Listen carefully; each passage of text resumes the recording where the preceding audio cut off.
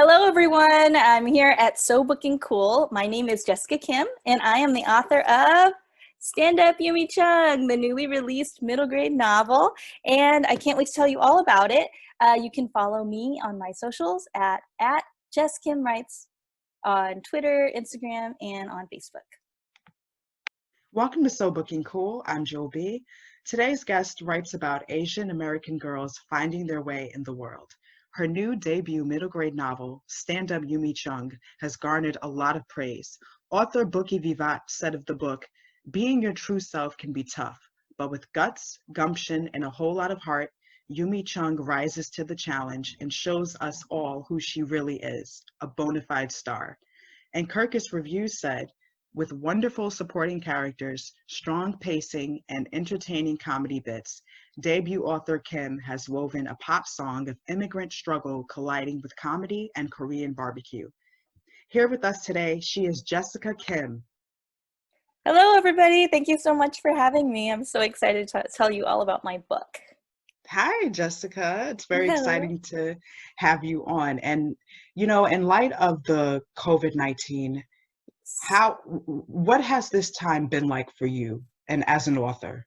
Ooh, as an author, well, authors, especially debut authors like myself, we wait our entire careers just for the launch of our books. And so for mine, March 17th, it was right kind of on the heels of when we started sheltering in. And so initially, it was a huge pivot. It was very sudden. I was set to go on tour, and I was to meet all my new readers and booksellers across the nation.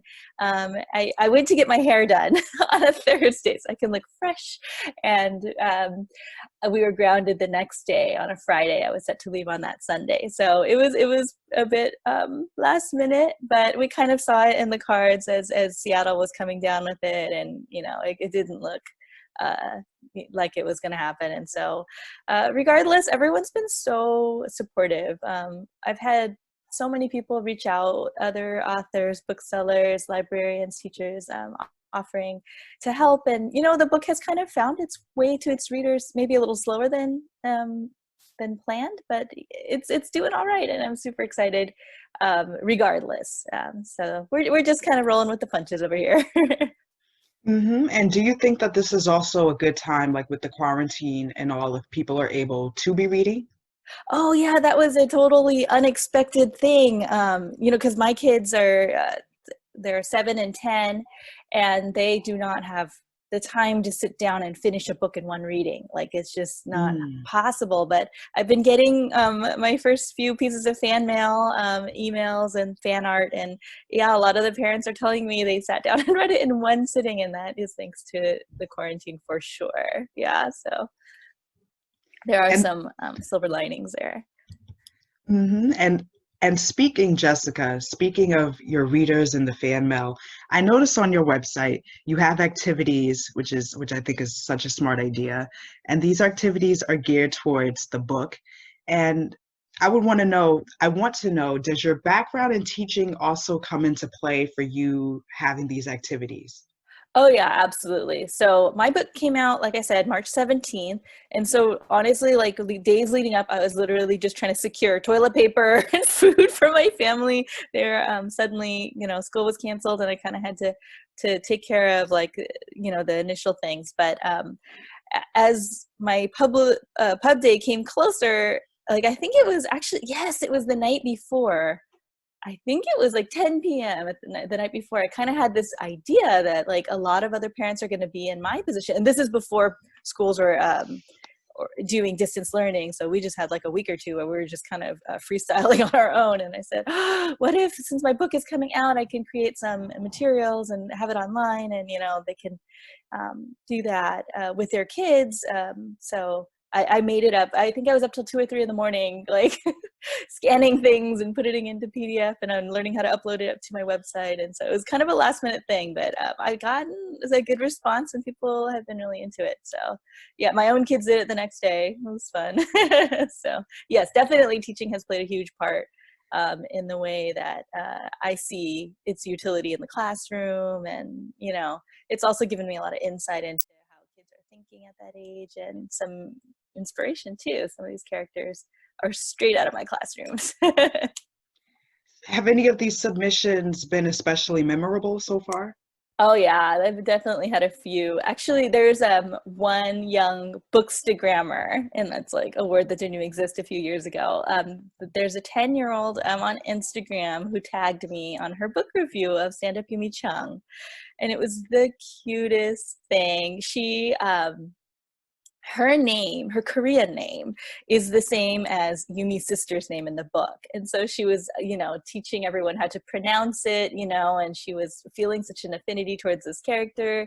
And she recognized some dishes in the book that her mom cooks at home. And she actually asked her mom to make that meal that night, So just that familiarity, you could hear it in her voice, her enthusiasm, just how much it meant to her to see herself and her culture reflected on the page and in the cover and in the story at all. And so that meant the world to me. So I definitely rewatch that clip from time to time. She's just a ray of sunshine. So yeah, if there are any kids who feel that when reading my book, I mean, that will have been enough for me. Wow, that is wonderful. That is Yeah. really wonderful. Yeah, I want to talk, of course, we're going to definitely get to the book. Yes, with you also having a teaching background and even just as a student, have you gotten it all to talk to any of the schools that you taught at and attended about the book? Maybe not visits because I know the pandemic, but yeah. No, not yet, but I definitely have it on the books to when they open up again. I would love to go visit some of the schools that I taught at. It would just be such a trip. I mean, obviously those kids are now grown and they will not be there, but some of my colleagues are still there, and it would be so fun to come back as an author and not a teacher. Yeah, it's like a weird transformation, but I'm so looking forward to going back into the schools in this new capacity and sharing the story with them. So yeah, I definitely have like this weird itch that I need to scratch, my teacher itch. Like I haven't been in the classroom in some time now. So I'm really looking forward to it when I get a chance. Teacher itch. Yeah, I like Yeah, yeah, that. it's a thing. So you knew at some point that you wanted to write a book. It was not long after you had, one of your children that you wanted to become an author. Is that right? Oh, so actually I had no idea I wanted to become an author. I actually didn't even know that that was like a thing I could do. I just thought people who became authors were not people like me. So I actually came, what did I do? Okay, so I was a teacher for about 10 years, and then we moved to New York City for my husband's job. So we were there for like a set period of time. We were there for 3 years, and I was fully intending on returning home to California and resuming my life as a teacher. I thought I would retire as a teacher. I love teaching. There's so much about it that really like inspires me, being around young people. But during that time when I was in New York, I was a young mother of two young diapered children living in an 18th floor high rise with my husband working 100-hour weeks. And I was far from family and friends, and I was just really lonely and kind of out of sorts living in Manhattan and as a lifelong California girl. And so I started this blog, and it was just like a personal blog just for really myself and my family. I was pregnant and I wanted to show pictures, and I was living in New York and there were so many things I wanted to share. And so I just started this fun little blog for no particular reason. And, I hadn't really written for pleasure in a very long time at that point. And so uh, I found myself making time in my very busy day amongst my chaos with my two young toddler and newborn, like to dedicate this time to writing about my day. And it was Hmm. so fun. I just loved sharing my stories. And my readership strangely grew. Like I was kind of like, why are these people reading? It's so boring. It's just about me and my kids. They don't even know me. But it grew beyond my family and friends. And people started telling me weird comments like, Jess, have you ever thought about writing a book? And I really hadn't. I just was like, that's weird. No, I've never thought about that. And I wasn't even writing fiction. I was just talking about, almost like diary entries. But, those comments sat with me. They stuck with me. And so much so that when I moved back to California those 3 years later, I decided not to return to the classroom. And I decided to embark on this this dream of mine that had not even been conscious to me. And so I literally Googled how to become an author. And I joined the Society for Children's Book Writers. I started taking some writing classes and got really plugged in with the community that's been so supportive here in San Diego. And that's kind of how I came to writing, a real roundabout way. At the age of 35 is when I started. I'm coming out with this book at 39. So yeah, I'm not one of those, I've always known since I was a child. Like, no, I had no idea. So it's kind of a weird turn of events, but that's kind of how it happened. Right. And thank you, Jessica, for sharing that, because I did not word it the best way that I wanted to. I meant like along the way, you Uh-huh. did start becoming a writer like around when you were a parent. But Yeah. yeah, your journey to becoming a published author is so compelling. Like Oh, you knew that you loved writing when you were a kid, but I did.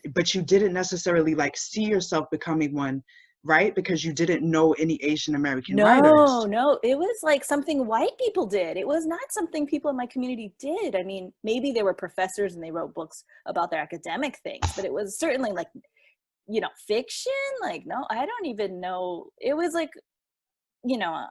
like wanting to become an Olympian or something. It was just like out of my orbit completely, where I would not even know the first place of what that lifestyle looks like, how to get into it. It was just like a whole nother world. So yeah, I definitely was scared to kind of enter that world and go on a creative venture. It was like I remember sitting in my car. I sat in my car for like 15 minutes before the first meeting of the Society for Children's Book Writers, and I had, I signed up and I paid my dues, but I could not muster the courage to get out of the car because I was so terrified of saying I'm Jessica Kim and I want to be a writer one day. It was, I don't know, something about it was just very scary for me.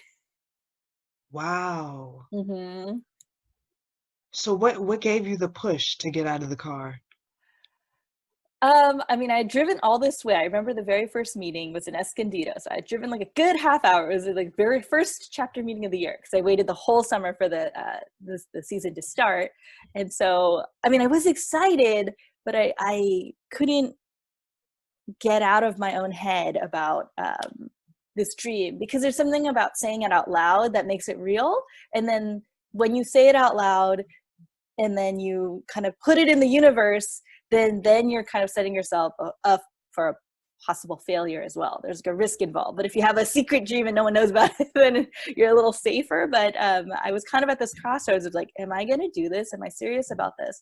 And I'll tell you, it's really funny. My kids were in preschool at the time, and I made a list of, because I kind of had to like figure out what I wanted to do with my life. And I was still so young, and I made a list. What do I still want to do? At the top of that list was write a book. And yeah, that's when I did the Google search, and I was kind of like, okay, is this a hobby? Is this for real? Like, how hard am I going to chase this? And I kind of had to take stock of my desire and my passion. And I mean, this is someone who is sleeping, 2 hours, 3 hours a night, nursing my children in New York, who would still make time to like post near daily on my little blog. Like, this is how much I loved it. And so I kind of had to just suck it up and say like, okay, if I'm serious about this, I'm going to be serious about this. And then I sat my husband down one night and I said, you know what, we need to talk. He was like, what's going on? And that was the first person I told my dream to. And I said, Phil, I want to write a book. I want to be a writer. And it was so hard to get those words out, even to my own partner. And he started laughing. He's like, oh, so you're not leaving me for a younger man, like, Oh. no. And, I had just suffered a miscarriage, and we had maybe thought about having a third child. But I think at that point, that was what I really wanted. I really wanted to become a writer. And so I was, as I was sitting in the car, I had to think about all those things and all the other dreams I'd ever chased before and the ones that I hadn't. And that kind of pushed me to go and do this. And I mean, it didn't happen all at once. It definitely built over time. But that was the hardest first step, was getting out of that car. I'm glad you did get out of that car. Me too. Yeah. Me too. And Jessica, you were really committed like to Yeah. becoming that writer. So you wrote your manuscript and then you eventually like you tossed it out. Can you tell us more? Oh yeah. So I signed up for those classes and I got into this community. I tried a few different things. I thought I might be a picture book writer because my kids were like that age at the time and we were reading a lot of picture books. And after my first class, I was like, "Oh, okay, this is not me. Like, you got to tell a whole story in 500 words, just like a page." And I just wanted to tell more. And so I knew that format wasn't for me. So I dabbled in that. And then I decided I wanted to write about my grandmother. So my grandmother was a huge part of my childhood. She moved. So my father passed away very suddenly and tragically when I was 7 years old. He passed away of pancreatic cancer, which, if you're familiar at all, is a very quick one. And he left my mother widowed with 3 children when he was 37 years old. My mom had an 8-year-old, a 7-year-old, and a 5-month-old daughters, 3 of us. And it was just tough. She's an immigrant. Was not schooled here. They had been running a small grocery store. She had to sell that and kind of figure out what she was going to do so that we could survive. She couldn't do that on her own. And so my grandmother, who was living in Korea at the time, she just dropped everything, sold everything, and hopped on a plane and was like, "Okay, I'm here." And so while it was heroic and awesome and necessary for us to survive, it was also very difficult to suddenly have your Korean grandma, who you don't really know, in your tiny 2-bedroom apartment, and she's speaking another language and she's very Korean, and you're like, what is going on? And I mean, it was such a huge clash kind of my two cultures as an Korean and an American. And I really wanted to write about that. And so I wrote a young adult novel. It took me a year and a half, and it was about this girl who was 16 years old who really wanted to go to culinary school. She wanted to be a chef instead of going to college. And of course, her mom was not into that idea, and she kind of has this secret life, and she starts working in this kitchen, and it was all about her grandma. And so I actually finished it, revised it. It was my very first complete manuscript that I queried, which is when you send it out to literary agents and see if you can get anyone to represent you to sell it to a publisher. And it was a rough summer. I got a lot of rejections, lots and lots. And it was really devastating for me because I had spent, a year and a half writing the story. That's missing out on weekends. That's not going to my kids' softball games. That's going to expensive conferences, and it was a lot of investment that I was like, not sure if it was worth it, if I had what it took to get this. I can't even get an agent. How am I going to sell this book? And so I was so devastated. I actually quit. I quit writing. I just didn't know if I could handle it. And so I was already, a mother and had other things, and I wasn't sure if I had what it took. So for those 2 months, I was like, forget this. I'm gonna start working out. I'm gonna start crafting and gardening, and I'm gonna have all these amazing hobbies, and I'm gonna forget that I ever tried to become an author. And I was on this trip with my husband, and we were walking through Dolores Park in San Francisco one day, and I couldn't stop talking about these characters. I couldn't stop talking about this book, and why doesn't anyone get it? And like, oh, this is the story of my heart, And I remember, oddly enough, talking about it with my Uber driver. He was asking what we did, and I don't know why I never really volunteered this information normally, but maybe it was because I knew I would never see him again. I said, "Well, I'm a writer," and he asked me, "What am I writing?" And I kind of pitched him like the premise of my book, and for whatever reason, he like totally understood that. He got it, and he was like so excited about it, and he was telling me about his life and how he's from Eritrea and how he was studying at UC Berkeley, and he really wanted to, I don't even remember what it was that he wanted to do, but he was afraid that his visa was expiring and he'd have to come home, and his parents and his, and it was like, wow, like maybe this story is more universal than I thought. And he was telling me, don't quit, write that story. And so I went home and I kind of went back to my inbox and I pulled up all those awful rejection letters, emails, and I read them again. And this, it had been a few months, and so it stung a little less, but I read them with new eyes. I realized a lot of the agents were saying the same thing. They were telling me that it was reading a little young, that it was not a YA novel, to consider rewriting it as a middle grade novel. And I think I was so like upset initially when I got all these rejections. It was like blurry to me. I never really picked up on that. But this time I listened to it and I decided, okay, I can do this. Like rewrite it as a middle grade novel. 11-year-olds do not cook in Michelin star restaurants, so this will definitely not work, but perhaps I can still write the story. And that was around the time that Ali Wong was getting really big on Netflix. She was doing Baby Cobra and it was all over the internet, and I finally watched it and I was in tears. Like, she was so funny. Like, she was so amazing, and I had never seen anyone like her doing comedy, because I had always been kind of a comedy fan. And the fact that she was like this petite Asian woman, this Asian American woman talking about her life, and she's like my size, she's like 8 months pregnant, she's like on stage and she's just slaughtering it. She was just killing it, and it just was so powerful to me, that representation. Even as a grown woman, I was like, wow, I want to be like Ali when I grow up, like she was just so fearless, and doing what she was obviously meant to do.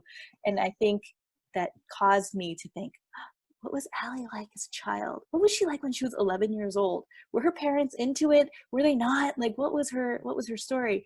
And I realized, oh my gosh, like, I think I have something here. And so I was just, it was a wholly different experience than writing my first book. This book, I tell you, it wrote itself. Like, I finished it beginning to end, including revising. It was like 6 or 7 months. It took another month to write a query letter, and it was just, it flowed out of me in a way that perhaps because I'd been percolating the story for so long in a different form. So I already knew the characters. I had to age them down, obviously, but like the themes were always there. And yeah, then I had stand-up Yumi Chung. So that was like my very long story. I love that. Yeah. that is fantastic. Oh my gosh. Wow. And so tell us, like, what is the heart and soul, like, of the character Yumi Chung, and just her experience and how people have been responding to her. Oh, yeah. Okay, so this is Yumi Chung. This is the cover of my book. So she's this 11-year-old girl, and she's a little shy, to be honest. She's a little awkward too, and she's just having a real tough time fitting in with her friends at her fancy private school that her parents are making her go to. And the thing that's really fun about Yumi is she's just really, really into stand-up comedy, mostly like as like a secret kind of hobby. She didn't really share it that much, but she is like one of those like comedy nerds who absolutely watches these YouTube tutorials about how to become a stand-up comedian. She likes to film herself on her laptop and doing her sets of this this stand-up material that's in her head for this audience that doesn't exist, and she's just that kid. And so the problem is, like, her parents don't get it at all. They think it's a total waste of time, and they don't understand why she spends so much time wasting time. They really want her to be studying for this big scholarship exam that she has coming up, because their restaurant's not doing so well. They own a Korean barbecue restaurant in Koreatown, Los Angeles. And it's going through some tough times through a lot of gentrification, and they're struggling financially. And so they really are counting on Yumi to ace this test so that she can get the scholarship, so she can continue going to that prestigious private school where her sister went, and make something of herself. And so this is like a story. It's a lot of stories, but it's a story about a girl who's trying to find her voice. She doesn't feel comfortable in her own skin, and she keeps dreaming about being the new me. She's starting middle school, and she wants to kind of come in as like a different person. And as things would have it, she kind of stumbles into this new comedy club that's come into her neighborhood. She's walking down the street. She's supposed to be going to the library, and she sees this comedy club, and of course she's going to take a look inside because hello, and so she's peeking inside, and she hears the voice of her internet idol, this comedian that she's been following like religiously. She hears her voice and she's like, what on earth? And so she goes and tiptoes inside, and she's peeking through the back of the dark auditorium, and she gets mistaken for another camper. It turns out that this comedian, Jasmine Jasper, is running a comedy camp through the summer, and she kind of goes through this adventure where she accidentally steals someone's identity, and she kind of gets tangled into her web of lies, where she lives this double life where her parents don't know that she's actually masquerading as a comedy camper during the day, and she's also trying to help save the restaurant by night. And it's like this fun family adventure that's about very rooted in identity, but also really touches on what it's like to be a child of an immigrant, what it's like to be a second generation American like myself, someone who was born in the United States, raised in the United States, but have parents from a different culture, and constantly having to go back and forth, navigating both sides, and what happens when those worlds clash, what happens when those values of the two different cultures collide, and it kind of investigates what that's like. So yeah, it's got a lot of humor and heart. I would say Yumi's story has been surprisingly really relatable. A lot of my young readers have been finding that they totally get it, like going to middle school and not fitting in, and the fantasy of being able to be someone else for a minute so that you could kind of be your authentic self was kind of a fun storyline. So yeah, that's essentially it in a nutshell. It's very relatable, and it has the representation, which is amazing. And even just, of a Asian American girl, like that's Mm-hmm. fantastic. And then Yes. even representing young children Mm-hmm. who desire to become a comedian. Oh Like that's yeah. great too. Like this is just relatable, like for all kids and anybody who wants to be a comedian, because I don't think there are too many books about that, right? Oh, About that's becoming. true. I'm surprised there aren't. I mean, I've always been like a super fan of comedians in general, especially comedians who like don't belong, like the non-white male comedians are the ones I'm like most interested in, like especially women or people of color. Like I'm so curious what their stories are and how they got to where they are. And I've read like a million of their memoirs. Like, I don't know, that's like a thing I do. I read comedians' memoirs. I read Tiffany Haddish, I read, Tina Fey and Amy Poehler's, and it's like so funny that a lot of them were like totally into it when they were young. They were like studying SNL, when they were preteens, just like Yumi. And so I thought that was a real thing. And so the more research I did, I'm like, oh, this is like a real thing. Like people get the bug early and they can't live without it. I don't know if you know anything about comedians, but they like can't live without it. I mean, it's just a Yeah. thing that they must do. Like it's an art that I think that most people don't see as an art. But yeah, absolutely. I wanted to talk about all those things that fit so well with some of the themes I wanted to tell. So the perfect vehicle. I'm so thankful to Ali Wong all those years ago. Yeah, she is so funny. Ali Wong. Yes. What other comedians are you a fan of? Oh, so actually, I mentioned earlier, but Jasmine Jasper is Yumi's mentor in this book. So she's the one that she follows on YouTube, her comedy idol, and she's actually based on Tiffany Haddish. I read The Last Black Unicorn, which is her autobiography, and oh my gosh, if you haven't read it, please read it, and if you I love do, that book. read it on Very, audio. Did you read it on yes. audio? Oh my God, you have No, I to. haven't. Oh, you need to do it again, and you need to hear her Okay. voice. She's just so funny. But as you know, Tiffany Yes. Haddish grew up in the foster care system. She had some difficulties with her family and different things, and so she grew up in several different homes, and she had to kind of survive. And what she did was she used her jokes, she used her humor so that she wouldn't get bullied. And I thought that was like so interesting. And when she was in high school, she was kind of this class clown. I think she was the mascot at her school, and she's very popular. But a lot of that was just to kind of shield that she was like partially illiterate, like she couldn't read very well. And she shares this in her memoir.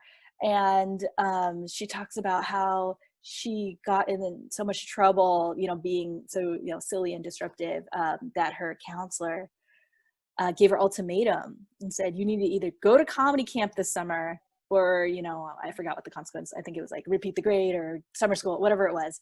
And so she goes to the Laugh Factory in Los Angeles, and she goes to comedy camp for the first time because she's so funny. And I just love her counselor for seeing that in her, to know that that would be the thing.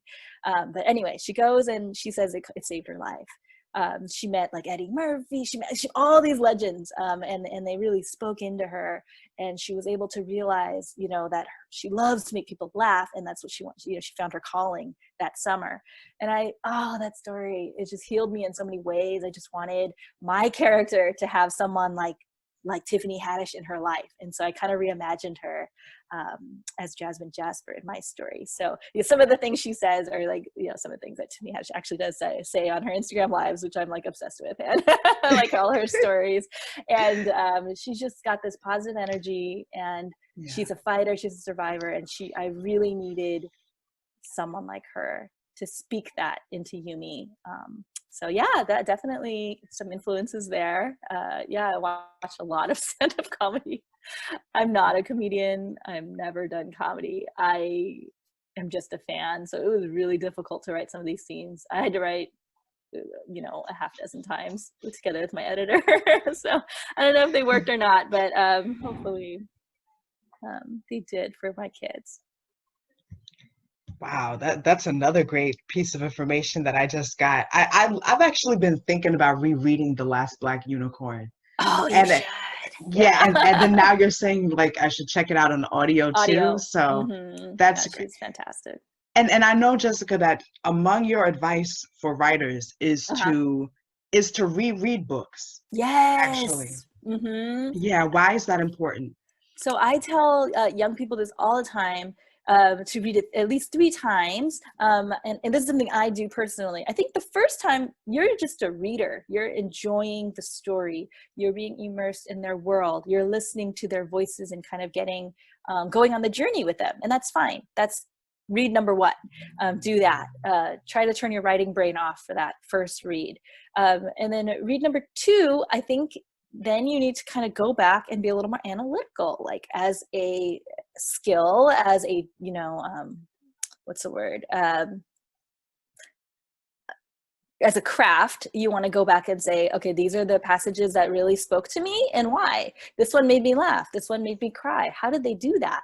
And then in the third read, I encourage young readers to recreate that emotion in their own story, being inspired by a writer that touched you in some way. And it could be like, this writer made me laugh out loud, belly laugh, or this writer, made me feel jealous, or, and these are all skills, and unless you're constantly learning from people who came before you, people who do it best, like how can you learn to do this? It's not, some people have natural raw talent, but it doesn't mean that that's enough to, write a book or whatever. So yeah, I definitely like to read and reread books, underline and cut and paste and analyze like how they did it. And just like anyone would, if you were an athlete, wouldn't you watch playback videos? Like if you were, a composer, wouldn't you, study other people who came before you? So I very much think that works in writing as well. Everyone obviously has their own style, and you're not copying, but you're appreciating their craft and you're learning what you can. And so I've got a bookshelf full of writers who I look up to, and I'm definitely watching them, trying to pick up anything I can, right? So are you able to take time out of each day to read and write? Each day, no, definitely not. But I mean, I am on a deadline, so there is something to that. It's funny when you like cross that divide of becoming paid for your work, it kind of changes the nature of your work, in good and bad ways too. I think, in the beginning it's like my passion project, the story of my heart, and it's like all these like really, lofty things, and then you cross the divide and you become a writer, and it's like, you better get your butt in that chair. It doesn't matter if you feel it or not, you have a deadline, like, and you kind of learn. you learn how to do it even though you don't want to. And sometimes you're in a global pandemic and you just can't, and that's fine. And you got kids and they don't have any school, and you gotta like cook 3,000 meals a day for them, and you gotta do what you do. But things are settling down here, and I'm getting into a rhythm. Unfortunately, that rhythm means I'm writing late into the night, which isn't awesome for for my biorhythms. But we gotta do what we get. Yeah, you gotta do what you gotta do. So yeah, I'm kind of in the middle of figuring out what that is right now. And do you prefer reading like books as a hard copy, digital, audio books? And do you prefer to buy books or borrow them from the library? Oh, well, I'm pretty, I'm not that particular about format. I listen to audio. I do some ebooks on my phone when I'm, sitting at softball practice and I need to, do something and be productive. I definitely love the smell of books, turning the pages. Like I'm always going to buy hardback for my favorite books. I am a heavy user at the library. My hold list is always like, oh, Jessica's been here, and so the fun part about that is I actually don't finish a lot of books. And that was something that was really hard for me to do. I always felt a little guilty about it, especially after I wrote my first book. And I know how much work went into this book. And I feel like, am I disrespecting this author by not finishing? But, you just can't read them all. And so not all of them are going to resonate with you. And so I do check out a whole bunch. I'll read at least the first chapter or two. And if I love it, I'll keep reading. If I finish it and love it, I'll buy it. Yeah, that's kind of my process. I think as a creator, I definitely want to support other creators. So, and that includes buying their books, boosting their books, talking about them on socials, and, it's a little world. We go to conferences together, speak on panels together. We're a community, so it's great that we're in it together. And Greta Jung is the narrator, right? Yes. For the audio. Yep. Audio. Yes. For stand-up Yumi Chung. So how did that come together? So Greta, I don't even think she was really in the book narrating business so long when she came across, when Penguin young readers came across her. I believe she used to do other kind of voice acting, if I'm not mistaken. But my big test was you got to be able to pronounce these Korean words right. Like I do not want to spend all this time putting out a book and having someone slaughter these words. Like that would just kill me inside. And so they were really kind. I wasn't like a very diva about anything, but that was one thing I was kind of like, you need to run them by me first, if that's okay. And so Greta has a really fun storytelling voice, and she's also able to pronounce Korean words properly. And so like she was a win-win. So yeah, she's great. She's done a lot of Korean books since then. So hopefully this is a good opportunity for her to get in and get it right for us. Oh yeah, that's awesome. Mm-hmm. And as I mentioned earlier, I love your website. Like it's exactly what I would have enjoyed, especially like as a kid, to visit the website of my favorite author, or somebody who wrote a book I love. Oh, really? So really, and was it important to you to have such a website in which your readers can get to know you? Yeah, because that's the first thing I do after I love a book. I absolutely Google that author and I look at their stuff. And I think that's the first time you're kind of going a little closer than the book, like your first meeting, and so there's so much that you have to create. I did not realize, because it's also like you want the website to represent you, but you also want you're also thinking about your reader and what they want too.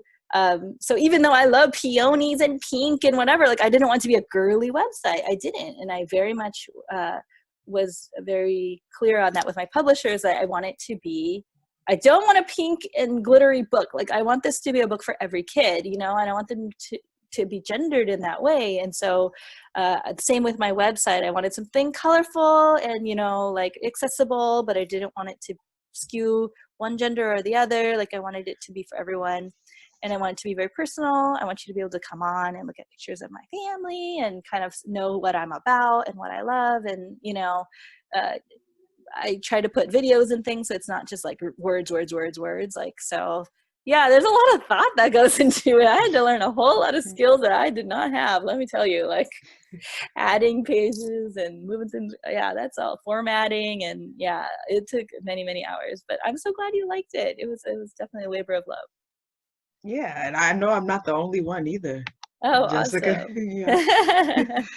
So, yes, you write stories about Asian American girls finding their way in the world. Would you ever write about Asian women or boys? Ooh, ah, I don't know. I grew up with sisters and a mom. My dad passed really early. That'd be really hard for me to do a boy story. I don't have any sons. Ooh, it'd be a stretch. So I'd probably say no on the boy.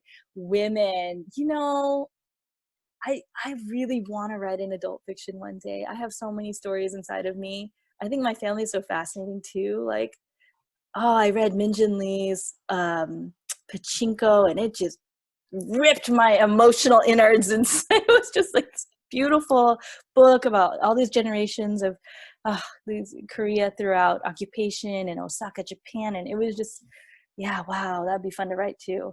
But I'm kind of scared. I'd probably need people in my family to die first. There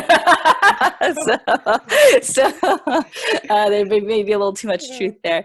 But right now, I'm really happy in the children's lit space. Like I said, I was a teacher. I'm a mom of kids this age. So it's definitely my sweet spot right now. I'm really happy here. So for the time being, never say never, right? But Right. yeah, I'd have to, like, again, learn a whole bunch of new skills to write that. Okay, yeah. That makes sense. And you did mention deadline. Are you currently on deadline? Any I upcoming am. projects? Ooh, I'm in trouble. Yeah, I Uh, am. I'm trying to pump out the second book, and I don't know if you know anything about the sophomore slump, but it's like a thing that writers have a real tough time with their second book, and I'm definitely feeling every bit of that right now. And it was really hard to get started. I threw out so many different ideas that were probably fine, but I think I was like just waiting for something to hit in a way that Yumi hit, and I think that was probably my problem, of trying to recreate that first story again, for the second book. And so yeah, it's been a struggle, but I'm finally kind of getting my footing into this new story that I'm writing that I'm actually kind of getting excited about now. And it's a story about same age group, so 11, 12, 13-year-old girls, and it's about a friendship breakup. So yeah, mm. it's about best friends who do, kind of split up. So yeah, I'm exploring that right now. And it's been actually really encouraging and inspiring when young readers are asking me for a book too. Because like any other time adults ask me, oh, how's your second book coming? I'm like, I kind of freeze up and I'm like, I don't know. But then when a young reader asks me, I feel like, oh yeah, let me work on that. Let me get to that, so it's been quite, yeah, inspirational. Wow. Oh, wow. I could just keep talking to you. Like, I I know, it's really so could, fun. Yeah. Jessica. So I guess, the final question is what do you want your readers to know about you, and what's the feeling you want them to get when they read a Jessica Kim book? I don't think I've ever been asked this before. It's a new one. Gosh, what do I want? Let's see. Oh, what do I want in the Jessica Kim book?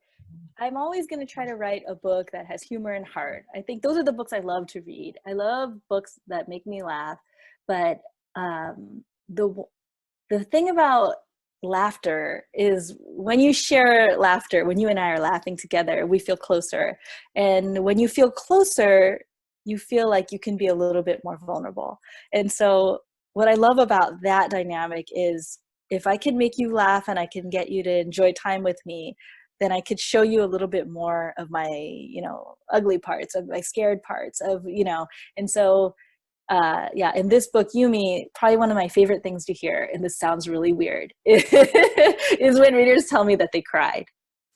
I'm like, oh my gosh. Like people tell me, oh, they made me laugh. And I'm like, cool. But they say, oh, he made me cry. And I'm like, really? Because something about that makes me feel like we had a connection, and you were, like you were able to go there on that journey with me and be there with me, with Yumi, in her, tough times with her family. And, there's this scene that people bring up a lot. And it's a scene where Yumi, and her dad are kind of having their first like heart to heart, and their things are not going well at the restaurant. It was kind of a big failure, and the dad is out in this alley behind the restaurant, and she smells cigarette smoke, and she knows, oh no, he's really sad because he only smokes when he's super stressed out. And so they have their heart to heart, and for the first time, the dad shares with Yumi a little bit about his journey, all his deferred dreams, all the things that he wasn't able to pursue because he's an immigrant in this country, and why that is the reason why he wants her to study so hard is so that she doesn't have to have these difficulties that he's had. And they kind of had this exchange, and they're understanding each other. They're kind of seeing each other for the first time. Oh, I forgot to mention, that was the first time that Yumi sees her father crying. And he becomes a little more human to her. Because I think, as children, we don't even think twice. Like, our parents are our parents. They're our providers. They're safe. Like, they are superhuman. They do everything. But right, through adolescence, you kind of learn like, oh, they're not perfect. Like, oh, they're struggling, or they don't always know. And it's kind of like this feeling that makes you feel insecure, but also like closer to your parents at the same time. And it's kind of like you're growing up, and you're seeing the world in more colors than you did before. And so that's their moment where they talk together. And that comes from a moment from my real life. Like I said, I didn't have much time with my father. He passed away much earlier in my life. But I do remember very specifically, even as a very young child, that when he was stressed out, my dad would go to the back of the store and he would smoke a cigarette.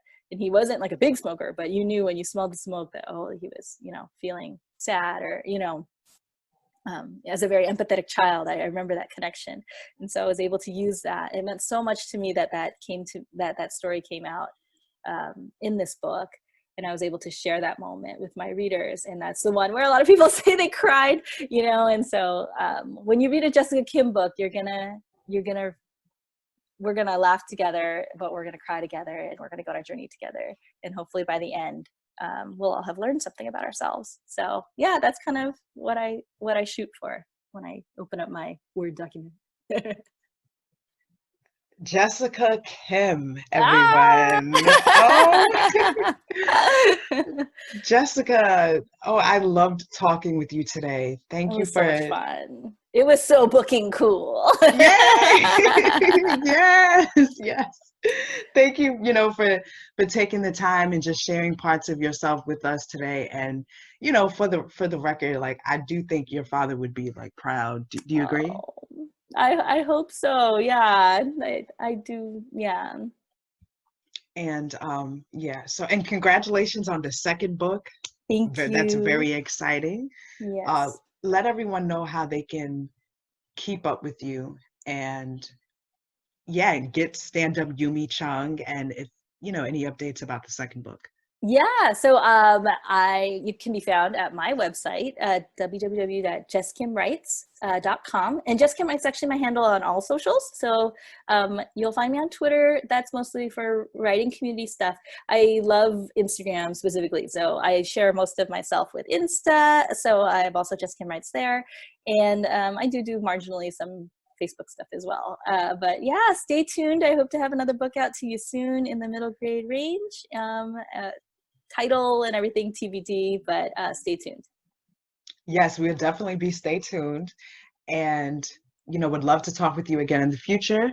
And Yes. stay healthy, and stay safe during these times, everyone. Yes, absolutely. And if I could leave you with some finger hearts. Thanks for having me. Nice. Yeah. Right back at you. Thank you as well. And thank you to all the listeners. Until next time, so booking cool. Thank you.